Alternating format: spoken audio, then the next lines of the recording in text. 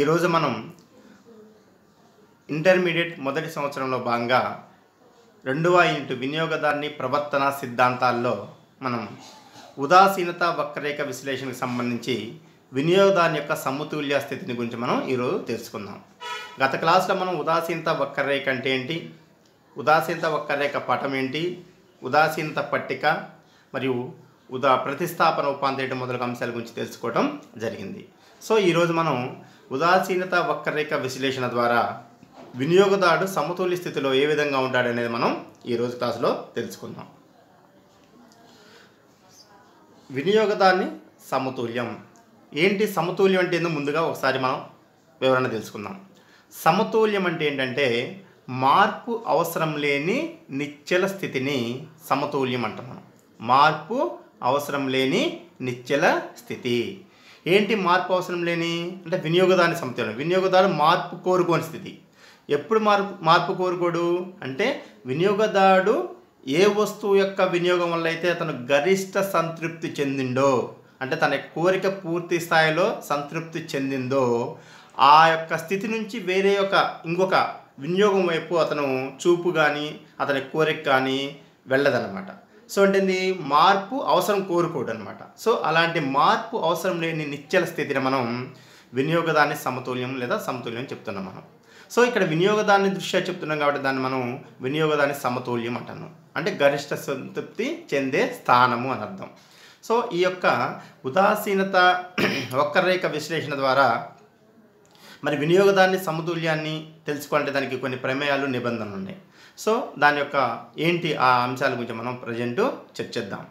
So వినియోగదారుని యొక్క అభిరుచులు, ఆదాయము, రెండు వస్తు ధరలు స్థిరంగా ఉన్నప్పుడు గరిష్ట సంతృప్తినిచ్చే విధంగా వస్తువులను కొన్నప్పుడు వినియోగదారుడు సమతుల్యంలో ఉన్నాడని మనం చెప్పవచ్చు. ఏంటి ఇక్కడ మనం ప్రధానంగా ఈ యొక్క ఉదాసీనత వక్రరేఖ విశ్లేషణ అనేది మనం రెండు వస్తువుల నమూనా అని చెప్పుకున్నాం గత క్లాస్లో. అంటే ఏంటి, ఇక్కడ వినియోగదారుని యొక్క ఆదాయము తన యొక్క అభిరుచులు స్థిరంగా ఉన్నప్పుడు అదేవిధంగా రెండు వస్తు ధరలు కూడా, అంటే అతను ఏదైతే కొందాం అనుకుంటుండో మనం చెప్పుకున్నాం గత క్లాసులో ఎక్స్ అనే వస్తువు, వై అనే వస్తువు, లేదా మామిడి పండ్లు లేదా కమలా పండ్లు అని చెప్పుకున్నాం. సో ఆ రెండు వస్తువు యొక్క ధరలు కూడా మారవని భావించినప్పుడు తన యొక్క ఆదాయంతో ఆ రెండు వస్తు ధరల్ని ఏ స్థాయిలో కొంటుండో, అంటే ఏ సముదాయంలో కొంటుండో, ఏ సముదాయంలో కొన్నప్పుడు గరిష్ట సంతృప్తి వస్తుందో అప్పుడు అతను సమతుల్య స్థితిలో ఉన్నాడని మనం చెప్పుకోవచ్చు. సో ఆ అంశాలు ఏంటి మనం చూద్దాం ముందుగా. సో దానికంటే ముందుగా మనం దాని యొక్క ప్రమేయాలు ఏంటి, అంటే ఏ సందర్భాల్లో వినియోగదారుడు సమతుల్య స్థితిలో ఉంటాడు, దానికి సంబంధించిన ప్రమేయాలు ఏంటి మనం ప్రజెంట్ ఇప్పుడు తెలుసుకుందాం. అందులో ఒకటి ఏంటంటే ఈ యొక్క ఉదాసీన పటంలో వినియోగదారుని యొక్క అభిరుచుల తరహా ఉంటుంది, ఇది మారదు అని మనం భావించాలి. మనం చెప్పుకున్న ఉదాసీనత పటం, ఈ ఉదాసీనత పటంలో అతని యొక్క అభిరుచుల గురించి, అభిరుచి యొక్క తరహాలు అనేక సముదాయాలు నేను చెప్పుకున్నాం మనం. ఆ అభిరుచుల యొక్క లేదా ఆ సముదాయాల యొక్క తరహా అనేది ఉంటుంది, అది మారదు. మన గత క్లాసులో నేర్చుకున్నాం ఏ అనే అభిరుచి తరహా, బి అనే అభిరుచి తరహా, లేదా బి సముదాయము, సి సముదాయము అన్నీ కూడా సమాన సంతృప్తినిస్తాయి అని చెప్పుకున్నాం. అంటే అవి మారదు అని మనం భావించాలి. కాబట్టి వినియోగదారుని యొక్క అభిరుచి తరహా ఉంటుంది, అది మారదు, స్థిరంగా ఉంది అని మనం భావించాలి. వాస్తవంగా నిత్య జీవితంలో తన యొక్క అభిరుచి అనేది మారుతూ ఉంటుంది, కానీ మనం భావించాలి ఇక్కడ ఈ యొక్క వినియోగదారుని సమతుల్యాన్ని గురించి తెలుసుకోవాలంటే. ఇంకా రెండోది, వినియోగదారుని వద్ద ద్రవ్యము స్థిరంగా ఉందని భావించాలి. ద్రవ్య ఆదాయము ఏంటి స్థిరంగా ఉంటుంది, అతని ఆదాయంలో మార్పు లేవని భావించాలి. వినియోగదారుని సమతుల్యాన్ని గురించి చర్చించేటప్పుడు వినియోగదారుని దగ్గర ఒక 100 రూపాయలు ఉందనుకోండి, ఆ 100 రూపాయల ఆదాయం అదే విధంగా ఉంటుంది, దానిలో మార్పు ఉండదు, పెరగటం తగ్గడము. ఆ ఆదాయంతోనే ఆ రెండు వస్తువులు కొంటాడు అనేది మనం ఇక్కడ ప్రమేయం చేసుకోవాలి. సో కాబట్టి ద్రవ్య ఆదాయం స్థిరంగా ఉందని భావించాలి మనం. యాక్చువల్గా అయితే కనుక ఆదాయంలో మార్పులు రావచ్చు, ఒక వ్యక్తి యొక్క ఆదాయంలో మార్పులు వస్తుంటాయి, పెరగవచ్చు తగ్గొచ్చు, కానీ మనం ఇక్కడ ఒక ప్రమేయాన్ని తీసుకోవాలి, ద్రవ్య ఆదాయం స్థిరంగా ఉందనే ప్రమేయము. సో అదేవిధంగా రెండు వస్తువు యొక్క ధరలు ఇవ్వబడతాయి, అవి కూడా స్థిరంగా ఉంటాయని భావించాలి మనం. అంటే ఎక్స్ అనే వస్తువు, వై అనే వస్తువు ధరలు ఉన్నాయి, ఆ ధరలు తెలుసు, ప్లస్ అవి ఏంటి మారవు. అంటే ఎక్స్ అనే ధర 5 రూపాయలు ఉంటే 5 ఉంటుంది మనం వినియోగం అయిపోయే వరకు.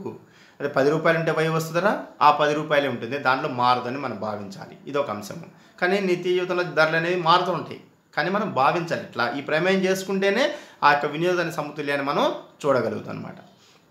సో అదేవిధంగా వినియోగదారుడు హేతుబద్ధంగా వ్యవహరిస్తాడని మనం భావించాలి. ఏంటి హేతుబద్ధమైన వినియోగదారు అంటే? గత క్లాస్లో కూడా చెప్పుకున్నాం ప్రమేయాల్లో. అంటే వినియోగదారుడు తన దగ్గర ఉన్న పరిమితమైన ఆదాయంతో గరిష్ట సంతృప్తి పొందడానికి ప్రయత్నిస్తాడు. అంటే గరిష్ట సంతృప్తి వచ్చే వరకు తన ఆదాయాన్ని ఖర్చు చేస్తాడు అని మనం భావించాలి. సో కాబట్టి ఇక్కడ ఇది ఒక అంశము. అంటే వినియోగదారుడు గరిష్ట సంతృప్తి పొందడానికి ప్రయత్నిస్తాడు, అనగా హేతుబద్ధంగా ఉంటాడు అనేది మనం ప్రమేయం చేసుకోవాలి. సో నెక్స్ట్ వన్, వినియోగదారుని యొక్క అభిరుచులు, ప్రాధాన్యతలు, అలవాట్లో మార్పు ఉండదని భావించాలి. ఏంటి? ఏదైతే మనం ఎక్స్ అనే వస్తువు తీసుకుంటుండో వినియోగదారుడు, వై అనే వస్తువు తీసుకుంటుండో ఆ రెండు వస్తువుల పట్లే అభిరుచి కలిగి ఉంటాడు. అంటే ఇంక వేరే జడ్ వస్తువు వైపు అతని యొక్క అభిరుచి అనేది మారదు అని ప్రమేయం చేసుకుంటాం. కానీ సాధారణంగా ఏమైతుంది, మనం ఒక వస్తువుని తీసుకునేటప్పుడు దాని బదులు వేరే దాన్ని తీసుకోవడానికి మనం ప్రయత్నం చేస్తాం జనరల్గా. అంతేగాని అభిరుచి ఎప్పుడు ఒక వస్తువు మీద ఉంటుందా మనకి? ఒక దిండ తర్వాత అది వద్దులేమనుకుని సమ్ వై వస్తువు పోతాం, అది కూడా వద్దనుకున్నప్పుడు సమ్ జడ్ వస్తువు పోతాం. కానీ మనకు ఏమంటున్నాం, ఏదైతే మొదట్లో తీసుకుంటుండో ఎక్స్ అనే వస్తువు, వై అనే వస్తువు, దానికి ఒక అభిరుచి తరహా పెట్టుకున్నాం మనం. అంటే ఆ ఎక్స్ వై వస్తువుల పట్ల మాత్రమే అభిరుచి కలిగి ఉంటాడు, దాని వైపే ప్రాధాన్యత కలిగి ఉంటాడు, అతను వేరే వైపు మారడు అని మనం ప్రమేయం చేసుకోవాలి. సో అదొక అంశము. అదేవిధంగా మార్కెట్లో వస్తువుకు సంపూర్ణ పోటీ ఉంటుందని భావించాలి. మార్కెట్లో వస్తువుకు సంపూర్ణ పోటీ ఉంటుందని భావించాలి. ఏంటి సంపూర్ణ పోటీ అంటే? అంటే జనరల్గా సంపూర్ణ పోటీ అంటే ఏంటంటే మనకు వస్తుంది నెక్స్ట్ క్లాస్లో సంపూర్ణ పోటీ మార్కెట్ అనేది. సంపూర్ణ పోటీ మార్కెట్లో వస్తువులు సజాతీయంగా ఉంటాయి. అంటే అనేక రకాల సంస్థలు ఉంటాయి, వస్తువును ఉత్పత్తి చేసే సంస్థలు. ఆ సంస్థలు తయారు చేసే అన్ని వస్తువులు కూడా ఒకే రకంగా ఉంటాయి. అంటే వాటి యొక్క రంగు కానీ, వాటి యొక్క ప్యాకింగ్ కానీ, తర్వాత ఏమన్నా టేస్ట్ ఉంటే టేస్ట్ వస్తువులు అయితే టేస్ట్ కానీ, రుచి కానీ, అదేవిధంగా వాటి యొక్క ధరలు కూడా సేమ్గా ఉంటాయి అన్నమాట. అది సంపూర్ణ పోటీ. సో అది మనకి నిత్య జీవితంలో ఎక్కడా కనిపించదు, ఊహాజనితమైన మార్కెట్. సంపూర్ణ పోటీ మార్కెట్ అనేది ఊహాజనితమైన మార్కెట్. అంటే ఇక్కడ మనం ఏమనుకుంటున్నాం, మార్కెట్లో వస్తువుకు సంపూర్ణ పోటీ ఉందంటే ఏందని అర్థము? అంటే మనం తీసుకునే వస్తువు ఏదైతే ఉందో ఆ అన్ని సంస్థలు తయారు చేసే వస్తువులు ఒకే రకంగా ఉంటాయని, వాటి యొక్క ధరలో మార్పు ఉండదని, వస్తువులన్నీ కూడా సజాత రంగు, రుచి, వాసన వాటి యొక్క అన్నింటిలో కూడా ఒకే విధంగా ఉందని భావించాలి. ఎందుకంటే తీసుకునే వస్తువు ఒక ఉపయోగానికి అయినప్పటికీ రకరకాల ధరలు ఉంటాయి మార్కెట్లో జనరల్గా. ఎగ్జాంపుల్, మనం ఒక సబ్బు వాడుతున్నాం, మనం స్నానానికి సబ్బు వాడుతున్నాం, వాడడానికి సబ్బు ఒకటే, కానీ కంపెనీలు అనేక రకం ఉన్నాయి. సంతూర్ ఉంది, లక్స్ ఉంది, రెగ్జోనా ఉంది, కానీ వాటి ధరలు కూడా వేరుంటాయి, వాటి యొక్క ప్యాకింగ్ వేరు ఉంటుంది. సో కాబట్టి సంపూర్ణ పోటీ అంటే ఏంటి అర్థం? ఏ సంస్థ తయారు చేసిన వస్తువులను ఒకే రకంగా ఉండాలని భావించడం. కానీ ఎట్లా ఉంటుంది అది? సో ఉండదు అనమాట. కాబట్టి ఇక్కడ మనం భావించాలి సంపూర్ణ పోటీ మార్కెట్ ఉంటుందని భావించాలి. అంటే మనం తీసుకునే ఏదైతే ఎక్స్ అనే వస్తువు తీసుకున్నామో ఆ ఎక్స్ వస్తువుని ఏ కంపెనీ, ఏ సంస్థ తయారు చేసినా ఒకే రకం ఉంటుందని భావించాలి, ధర కానీ, వాటి యొక్క టేస్ట్ కానీ అన్నీ కూడా.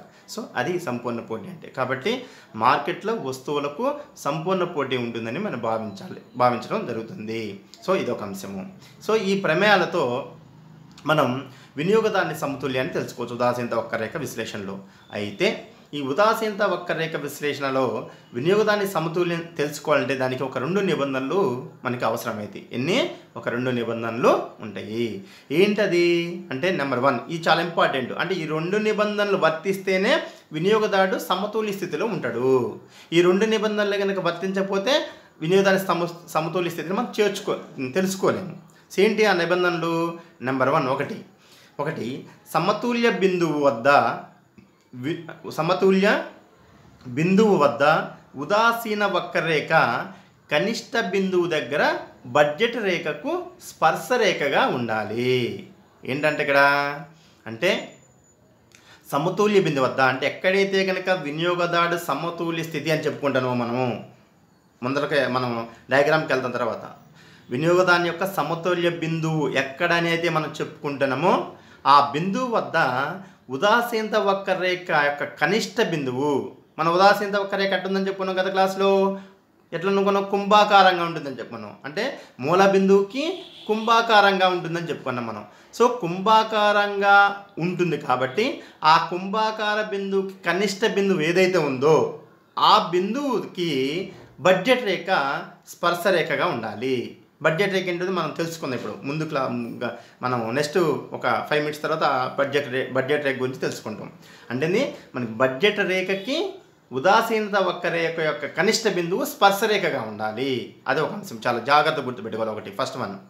రెండో అంశము సమతుల్య బిందువు దగ్గర, అంటే ఏదైతే మనం వినియోగదారుని సమతుల్య బిందువు అంటున్నామో ఆ సమతుల్య బిందువు దగ్గర వినియోగదాన్ని ఎంఆర్ఎస్ ఎక్స్వై, అంటే ఎంఆర్ఎస్ అంటే ఏంది మనం చెప్పుకున్నాం, ప్రతిస్థాపన ఉపాంత రేటు. ఎంఆర్ఎస్ అంటే మార్జినల్ రేట్ ఆఫ్ సబ్స్టిట్యూషన్, అంటే XY వస్తువుల యొక్క ప్రతిస్థాపన ఉపాంత రేటు.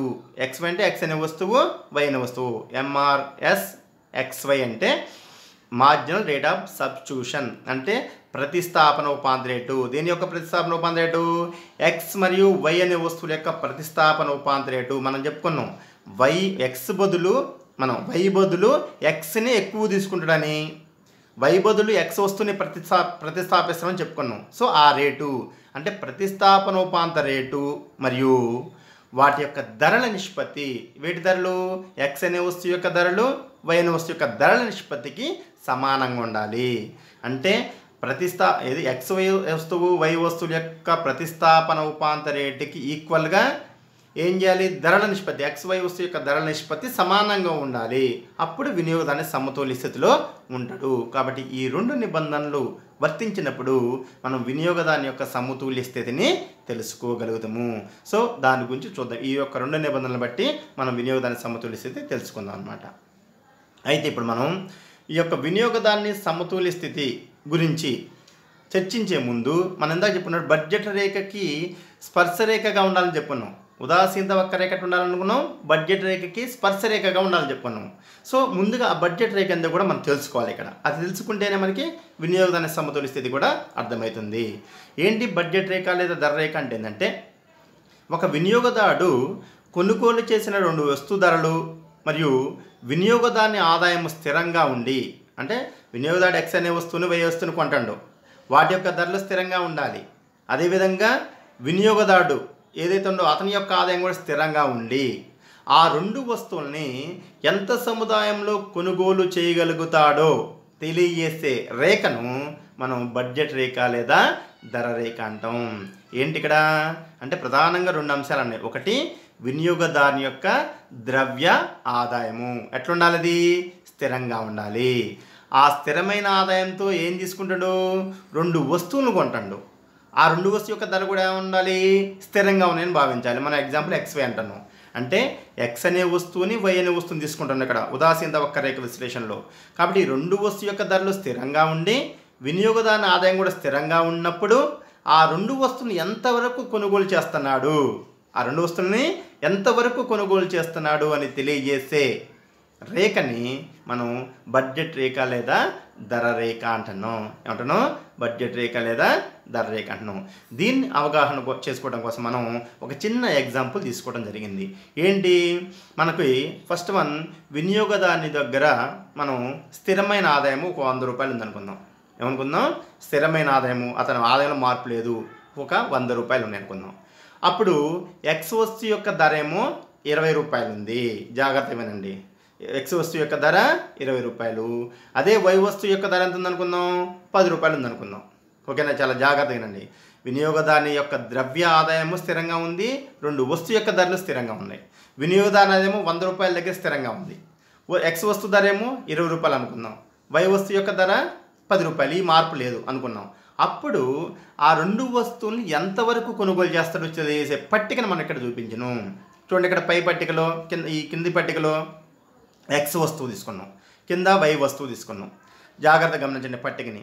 X వస్తువు అంటే X వస్తువు ధర ఎంత అనుకున్నాం? 20 రూపాయలు అనుకున్నాం. వినియోగదారుని ఆదాయం ఎంత ఉందనుకున్నాం? ఇన్కము 100 రూపీస్, 100 రూపాయలు అనుకున్నాం. అంటే ఆ 100 రూపాయలతో X వస్తువుని ఎన్ని కొంటాడు? అంటే ఎన్ని కొంటాడు? 5 వస్తువులు కొంటాడు. అంతేనా కదా? X వస్తువుని ఎంత కొంటాడు? 5 కొంటాడు. కాబట్టి X వస్తువు యొక్క ధర 20 రూపాయలు ఉంది. జాగ్రత్తగా మళ్ళీ ఒకసారి. X వస్తువు యొక్క ధర 20 రూపాయలు ఉంది, అతని ఆదాయం 100 ఉంది. ఆ 20 రూపాయలతో ఎన్ని వస్తువులు కొంటాడంటే ఆ 100 రూపాయలు పెట్టి 5 వస్తువులు. ఎందుకని 100/20 అంటే 5 వస్తువులు వస్తాయి. X వస్తువులు ఎన్ని వస్తాయి? 5 వస్తాయి. ఇప్పుడు అప్పుడు Y వస్తువులు కొనగలుగుతారా? కొనలేడు. ఎందుకని 100 రూపాయలు పూర్తిగా 5 వస్తువులు ఎక్స్ వస్తువులు కొనడు కాబట్టి 5 20 100 రూపాయలు కాబట్టి అయిపోతుంది. వై వస్తువుని అనుకుంటాడా? కొండ జీరో. అంటే 5 ఎక్స్ వస్తువులు కొంటే వై వస్తువుల్ని కొనలేడు, జీరో కొంటాడు. అసలు కొనలేడు కాబట్టి ఏమి ఉండదు. ఒకవేళ ఎక్స్ వస్తువులు 4 కొనడు అనుకోండి, 4 × 20 రూపీస్ ఎంత? 80 రూపీస్. అంటే 80 రూపాయలు ఖర్చు అవుతుంది. ఇంకెంత ఉంటాయి? 20 రూపాయలు ఉంటాయి. కాబట్టి అలాంటప్పుడు వై వస్తువు 10 రూపాయలు కాబట్టి ఎన్ని వస్తువులు కొంటావు? వైని 2 కొంటాడు. అంటే 2 పదులు 20 రూపాయలు కాబట్టి ఎక్స్ వస్తువుని 4 తీసుకుంటే వై వస్తువుని ఎంత కొనగలుగుతాడు? 2 వస్తువుని. జాగ్రత్తగా గమనించారు. ఇక్కడ ఎక్స్ వస్తువు యొక్క ధర 20 రూపాయలు, వై వస్తువు యొక్క ధర 10 రూపాయలు. కాబట్టి 20 రూపాయల ధరతో 4 వస్తువులు ఎక్స్ కొంటే 80 రూపాయలు ఖర్చు అవుతుంది. ఇంకా 20 రూపాయలు ఉంటాయి. వై వస్తువు ధర 10 రూపాయలు కాబట్టి ఆ 20 రూపాయలతో వై వస్తువుని 10 రూపాయలు పెట్టి 2 కొనగలుగుతాడు. కాబట్టి ఎక్స్ వస్తువు 4 కొంటే వై వస్తువుని 2 కొనగలుగుతాడు. అదేవిధంగా ఎక్స్ వస్తువుని మరి 3 కొంటే వై వస్తువుని 4 కొంటాడు. అందుకు 3 20 20 4 10 40 100. అట్లా మనం ఎక్స్ వస్తువుని 1 కొనడు అనుకోండి, ఒక 20 రూపాయలు అయిపోతుంది. ఇంకా మిగతా ఎంత ఉంటుంది? 80 రూపీస్ ఉంటుంది. అప్పుడు వై వస్తువుని ఎంత కొంటాడు? ఒక్కోటి 10 రూపాయలు కంటే 8 వస్తువులు కొంటాడు. 8 10 80. కాబట్టి ఒక ఎక్స్ వస్తువుని కొంటే 8 వై వస్తువులు కొనగలుగుతాడు. ఒకవేళ ఎక్స్ వస్తువులు కొనకుండా పూర్తిగా వై వస్తువులే 10 కొనడు అనుకోండి, వై వస్తువు ధర 10 రూపాయలు కాబట్టి 10 10 ఎంత? 100. అంటే 100 రూపాయలు పూర్తిగా అయిపోతుంది. అప్పుడు ఎక్స్ వస్తువుని కొనగలుగుతాడా? కొనలేడు. కాబట్టి ఎక్స్ వస్తువుని జీరో. అంటే తన పరిమితమైన 100 రూపాయలతో పూర్తిగా ఎక్స్ మీదే ఖర్చు పెడితే 5 వస్తువులే కొనగలుగుతాడు. ఎందుకు కొనగలడు? 5 20 ఉంది కాబట్టి.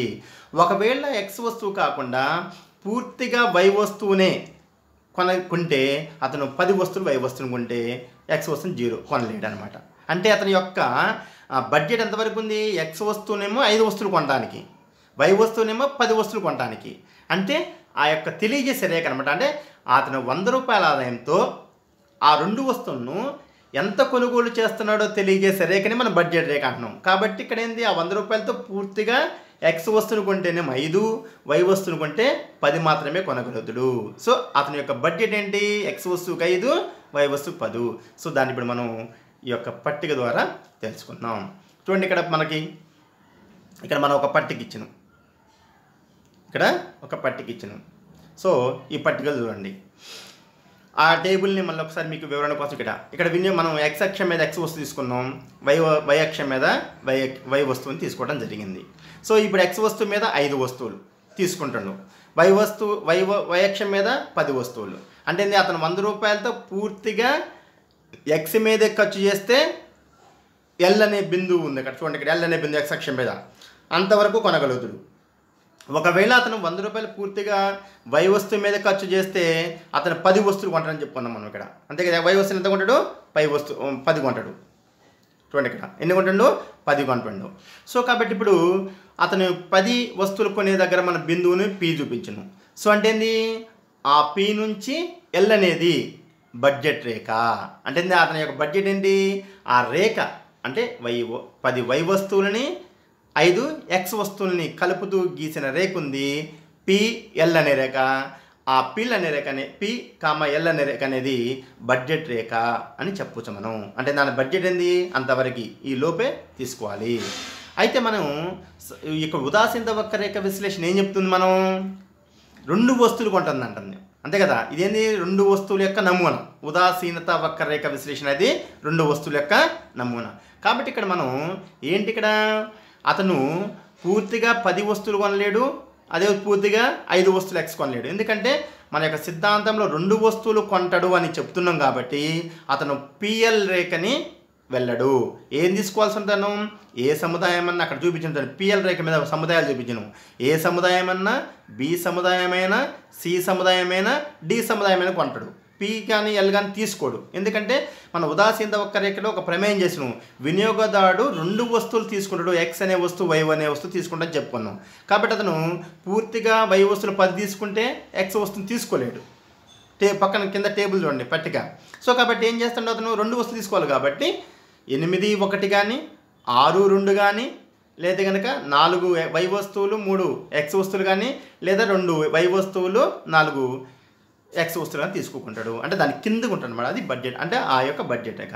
అయితే బడ్జెట్ రేఖకి మనకి పైన హెచ్ అనే అక్షరాన్ని చూపించాను మనం. బడ్జెట్ రేఖ పైన బ్లాక్ లెటర్స్లో, బడ్జెట్ రేఖ దిగువ లోపల కే అనే అక్షరాన్ని చూపించాను మనం. అంటే అతను కే అనే సముదాయం దగ్గర కూడా అతను, అంటే ఈ లోపల మాత్రమే అతను వస్తువులు కొనగలుగుతాడు. హెచ్ అనే బిందువు దగ్గర అతను వినియోగం చేయలేడు. ఎందుకని?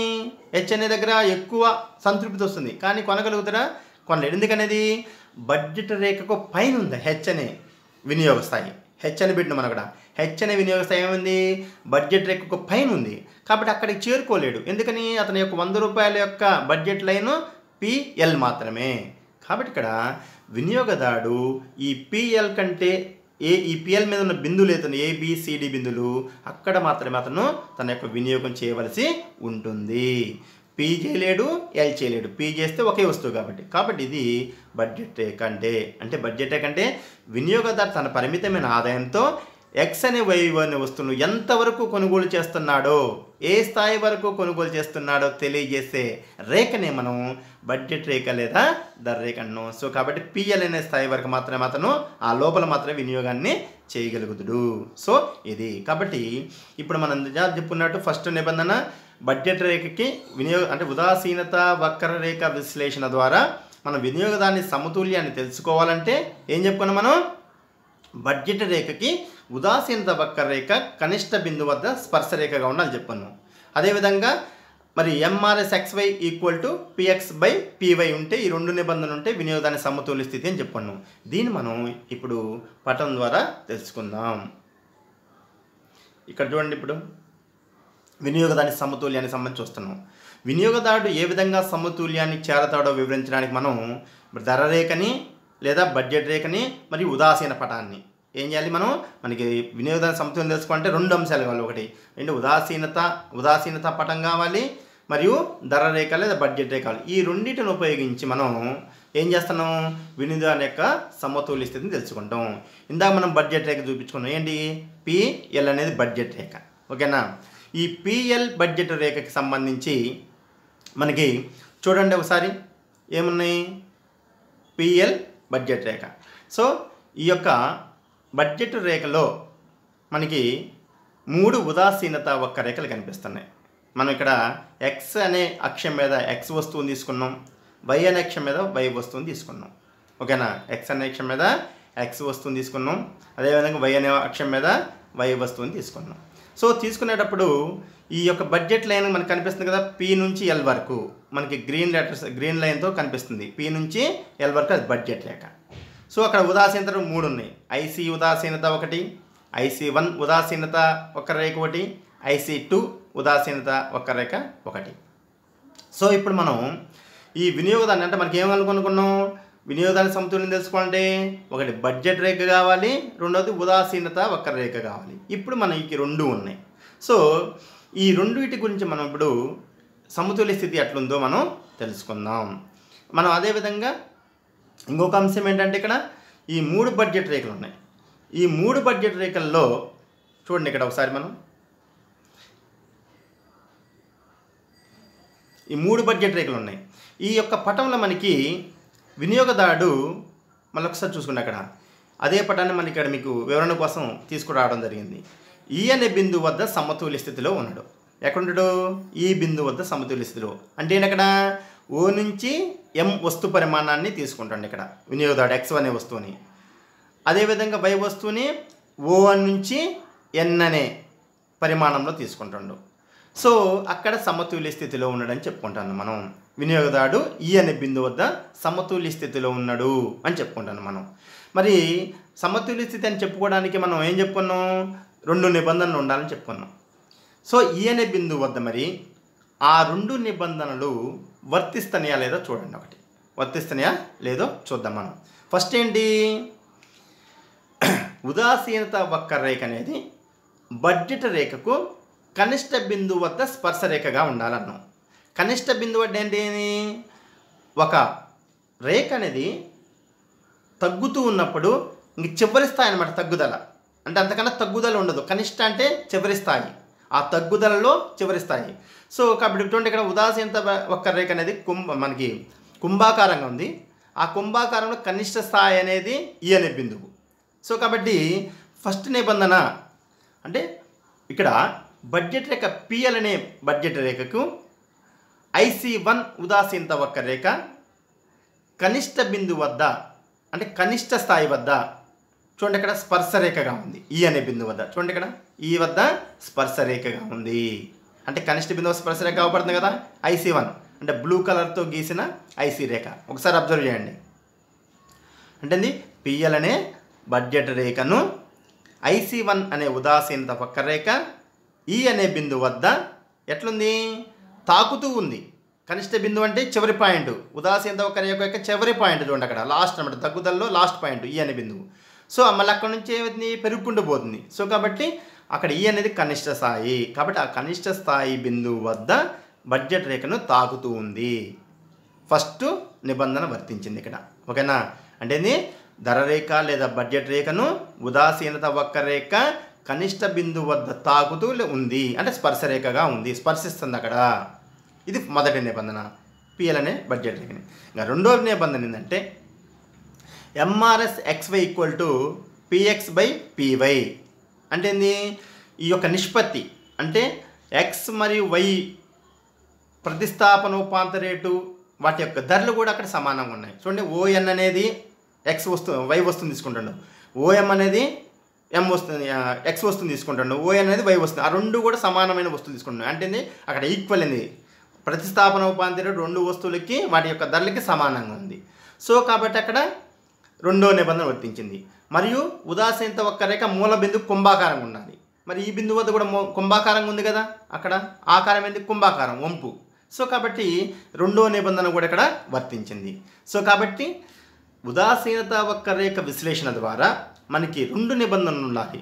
ఒకటేమో బడ్జెట్ రేఖ అనేది అంటే బడ్జెట్ రేఖ అనే దాన్ని IC1 రేఖ అంటే ఇక్కడ ఇండిఫరెన్స్ కర్వ్ అంటే ఉదాసీనత వక్రరేఖ కనిష్ట బిందువుని తాకుతూ ఉంది. పిఎల్ రేఖ అంటే ధర రేఖ లేదా బడ్జెట్ రేఖ ఒకటో అంశము. రెండోది ఏంది వీటి యొక్క ధరలు అంటే ఎక్స్ అనే వస్తువు వై అనే వస్తువుల ప్రతిస్థాపనోపాంత రేటు వాటి యొక్క ధరల నిష్పత్తికి సమానంగా ఉంది ON OM ఇదొకటి. దాంతోపాటు ఏంటి కుంభాకారంగా ఉండాలి ఉదాసీనత వక్రరేఖ అక్కడ మూల బిందువుకి. సో అక్కడ మూల బిందువు కుంభాకారంగా ఉంది ఈ అనే బిందువు వద్ద. సో కాబట్టి ఇక్కడ వినియోగదారుడు అప్పుడు ఏం చేస్తాడు ఇక్కడ సమతుల్య స్థితిలో ఉంటాడు. అక్కడి నుంచి వినియోగాన్ని మార్పు కోరుకోడు. IC1 రేఖ నుంచి మార్పు కోరుకోడు. ఎందుకంటే అక్కడ గరిష్ట రెండు వస్తువులు కూడా మ్యాక్సిమం తీసుకొని గరిష్ట సంతృప్తిలో ఉంటాడు. కాబట్టి అక్కడ గరిష్ట సంతృప్తి చెందే స్థానం ఈక్విలిబ్రియం. ఈ అంటే మనం ఈక్విలిబ్రియం అని చెప్పుకుంటాను. సో అక్కడ సమతుల్య స్థితిలో ఉన్నాడు కాబట్టి అతను మార్పు కోరుకోడు. సో దీన్నే మనం వినియోగాన్ని సమతుల్య స్థితి అని చెప్తాం. అయితే మనం ఇప్పుడు ఫర్ ఎగ్జాంపుల్ IC రేఖ ఉంది చూడండి. అంటే IC1కు దిగువన ఎడమ వైపున IC రేఖ చూపించండి మనం కొద్దిగా ఎల్లో కలర్స్లో. చూడండి అక్కడ ఆ బడ్జెట్ రేఖని IC రేఖ IC1 కన్నా కింద ఉన్న రేఖ IC రేఖ PL అనే బడ్జెట్ రేఖను S వద్ద పైన ఖండిస్తుంది. చూడండి ఒకసారి S అనే బిందువు వద్ద జాగ్రత్తగా గమనించండి. S అనే బిందువు వద్ద గమనిస్తుంది. ఒకసారి మనం లెక్కెళ్దాం మళ్ళీ. చూడండి ఇక్కడ ఈ పటంలో క్లియర్గా అవుపడుతుంది మీకు. IC అనే రేఖ చూడండి ఇక్కడ IC1 కంటే దిగువన ఉన్న IC రేఖ మరి ధర రేఖను లేదా బడ్జెట్ రేఖను S వద్ద ఖండిస్తుంది. మరి అక్కడ మరి ఎందుకు సమతుల్య స్థితిలో ఉండడు సార్, అక్కడ కూడా రెండు ఒకేలాగా ఉన్నాయి కానీ మనకి డౌట్ రావచ్చు. అయితే ఎందుకు అక్కడ రాదంటే మనం ఫస్ట్ నిబంధన కనిష్ట బిందువు స్పర్శరేఖగా ఉండాలి. ఉదాహరణ ఒకరంటే స్పర్శరేఖగా ఉండాలి, కానీ అక్కడ స్పర్శరేఖ ఖండిస్తూ పోతుంది. దట్ రెండో అంశము. IC రేఖ కంటే IC1 రేఖ అంటే కుడివైపు ఉన్న IC1 రేఖ ఏంది ఎక్కువ సంతృప్తి ఇస్తుంది, అంటే ఎక్కువ వస్తువులు కొనవచ్చు అతను. అదే కనుక S దగ్గరే అతను సమతుల్య స్థితిలో ఉండనుకో X వస్తువు తగ్గుతుంది, Y వస్తువు పరిమాణం పెరుగుతుంది, కానీ అతను ఇంకా కొనడానికి ఉంది అవకాశం. ఎందుకంటే అతను బడ్జెట్ అనేది PL రేఖ అంటే ఇంకా కొనడానికి అవకాశం ఉంది వినియోగదారు వస్తువుల్ని. కాబట్టి IC రేఖ మీద అతను సంతృప్తిగా ఉండడానికి అవకాశం లేదు. ఎందుకంటే అక్కడ ఏమవుతుంది MRS(xy) = PX/PY అనేది ధరల నిష్పత్తి అనేది అక్కడ ఈక్వల్ కాదు. అంటే రెండు వస్తువులను సమానంగా తీసుకునే స్థితి లేదాడా. వై వస్తువుని ఎక్కువ తీసుకుంటాడు, ఎక్స్ వస్తువునేమో తక్కువ తీసుకుంటాడు. మనం డాట్స్ రూపంలో చూపించాను చూడండి ఒకసారి. చిన్న డాట్స్ పెట్టినాం ఎస్ అనే బిందువు దగ్గర. ఎస్ అనే బిందువు దగ్గర వై అక్షం డాట్స్ మరియు కిందగా ఎక్స్ భాగాన్ని తీసుకుంటాను. అదే అట్లా కాకుండా మీకు సింపుల్గా అర్థం కావాలంటే ఐసీ కంటే IC1 రేఖ ఎక్కువ సంతృప్తి ఇస్తుంది. ఎందుకని మనం చెప్పుకున్నాం కుడివైపుకు జరిగే కొలది ఉదాసీనత ఒక్క రేఖ ఎక్కువ సంతృప్తి ఇస్తుంది. కాబట్టి ఐసీ కంటే IC1 అనేది ఎక్కువ వినియోగానికి సంతృప్తి ఇస్తుంది. కాబట్టి అతను ఎస్ బిందువు వద్ద సమతుల్య స్థితిలో ఉండే అవకాశం ఉండదు. ఎందుకంటే వినియోగదారుడు గరిష్ట తృప్తి కోరుకుంటాడు కాబట్టి ఎస్ అనే బిందువు గరిష్ట సంతృప్తి ఇవ్వదు. కాబట్టి అదేవిధంగా రెండు వస్తువులు కూడా మనం వాటి యొక్క ధరల నిష్పత్తితో ప్రతిస్థాపనోపాంత రేటు సమానం కాదు. కాబట్టి ఆ ఐసీ బిందువు వద్ద అతను సమతుల్య స్థితిలో ఉండడు. అదొక అంశము. ఇంకా IC2 చూద్దాం. మరి IC2 ఉంది. మరి IC2 మీద ఇంకా మనకు డౌట్ సార్ IC1 కంటే మరి IC2 ఇంకెక్కువ సంతృప్తి ఇస్తుంది కదా, మరి IC2 మీదకి ఎందుకు వినియోగదారుడు వెళ్ళడు అనేది మనకి డౌట్ రావచ్చు. ఎందుకంటే మరి మనం చెప్పుకున్నట్టు కుడివైపు ఉన్నది ఉదాసీనత ఎక్కువ సంతృప్తి ఇస్తుందని చెప్పుకున్నాం మనం. మరి IC2 అనేది ఎక్కువ సంతృప్తి ఇస్తుంది కదా, మరి అక్కడ ఎందుకు లేడు అంటే అది వినియోగదారుని బడ్జెట్కు పైన ఉంది. అంటే PL అనే రేఖ బడ్జెట్ రేఖ. అతని యొక్క 100 రూపాయల ఆదాయంతో ఎక్స్ వస్తువుని L వరకే కొంటాడు, వై వస్తువుని P వరకే కొంటాడు. కానీ ఇక్కడ ఆ రెండింటి కలిపి PL అనే బడ్జెట్ రేఖ. అతని ఆదాయం అనేది ఆ రేఖ వరకే పరిమితం. ఆ రేఖ దాటి పైన ఉంది IC2 రేఖ అనేది. సో అలాంటప్పుడు మరి ఆ యొక్క స్థాయికి అతను చేరుకోలేడు. ఎందుకని అంటే అతని ఆదాయం సరిపోదు కాబట్టి. అతని ఆదాయము అంటే బడ్జెట్ రేఖ అనేది తన బడ్జెట్ అనేది IC2 రేఖ దగ్గరికి వెళ్ళదు కాబట్టి అతని ఆదాయము PL వరకే కాబట్టి IC2 అనేది ఎక్కువ సంతృప్తిని ఇస్తున్నప్పటికీ తన యొక్క బడ్జెట్ అనేది తన యొక్క ఆదాయం అనేది ఆ PL వరకే పరిమితమైంది. కాబట్టి అతను IC2ని చేరుకోలేడు. కాబట్టి ఏమో IC2 రేఖను చేరుకోవడానికి అతని బడ్జెట్ సరిపోదు. అదేవిధంగా IC దగ్గర ఎస్ అనే బిందువు సంతృప్తి చెందాలంటే అతని యొక్క గరిష్ట సంతృప్తి రాదు. ప్లస్ ఆ రెండు నిబంధనలు వర్తించవు. కానీ IC1 అనే రేఖ మరి సమతుల్య నిబంధనలు వర్తిస్తుంది. కాబట్టి బడ్జెట్ రేఖకి స్పర్శ రేఖగా ఉంది కనిష్ట బిందువు వద్ద. వాటి యొక్క ప్రతిస్థాపనోపాంత XY యొక్క ప్రతిస్థాపనోపాంత రేటు మరి వాటి యొక్క ధర నిష్పత్తి సమానం. కాబట్టి ఈ అనే బిందువు వద్ద మరి వినియోగదారుడు గరిష్ట సంతృప్తితో మరి ఏం చేస్తాడు, సమతుల్య స్థితిలో ఉంటాడు. కాబట్టి అందుకనే అది గరిష్ట సంతృప్తి చెంది సమతుల్య స్థితిలో ఉంటాడు. కాబట్టి అక్కడ నుంచి మార్పు కోరుకోడు. ఎందుకంటే ఐసీ బిందువు దగ్గర ఎస్ అనే బిందువు దగ్గర తీసుకుంటేనే సంతృప్తి తగ్గుతుంది. IC2కి చేరలేడు బడ్జెట్. సో కాబట్టి ఇక్కడ ఈ అనే బిందువు వద్ద వినియోగదారుడు గరిష్ట సంతృప్తి చెంది సమతుల్య స్థితిలో ఉంటాడని మనం చెప్పుకోవచ్చు.